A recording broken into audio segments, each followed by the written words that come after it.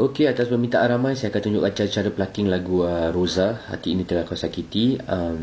Lagu ni simple, plucking, progressive plucking, sama juga dengan cara saya plucking lagu Gio Bila Cinta. Okey, saya akan tunjukkan cara pluckingnya. Okey, starting intro cara plucking intro ini untuk beginner. Plucking daripada atas turun ke bawah, naik balik. Sama juga macam Gio Bila Cinta. Jadi bila kita pluck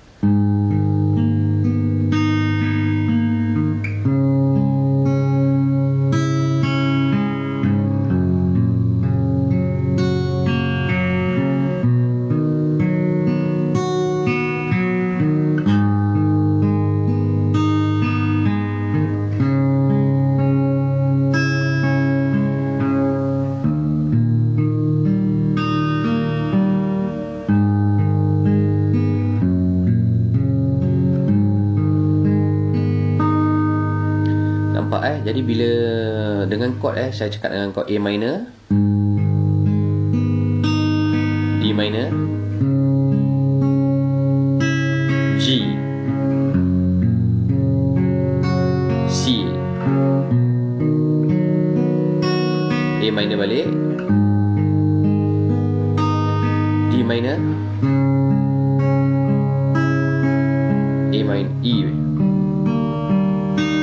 terus A minor, G, A minor. Jatuh bila nyanyi nyanyinya ialah A minor, G, F, C, D minor, E, A minor balik, A minor lagi, G, F, C, D minor, E, A minor. Bridge dia F G, F lagi, terus E.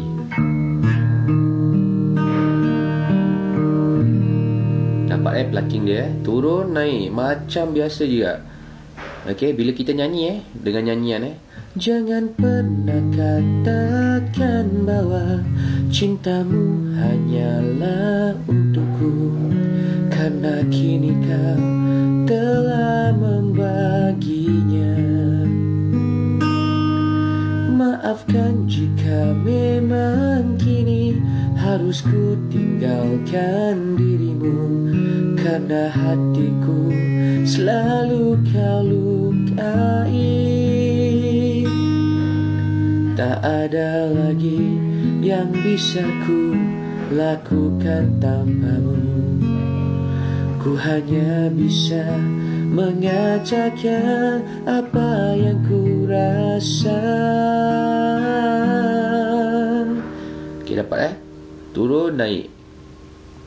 Sama juga cara pluckingnya. Okey, dia punya chorus Ku menangis, G, membayangkan betapa kejamnya dirimu atas diriku.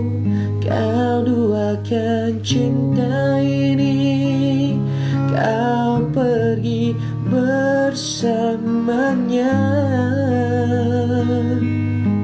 Dapat chord dia ialah D minor, G, C, C9, A minor, D minor, E, A minor. Okey, dapat. So bila kita nyanyi ku menangis, melepaskan kepergian dirimu dari sisi hidupku, harus lalu kau tahu, akulah hati yang telah, ini F kau sakiti.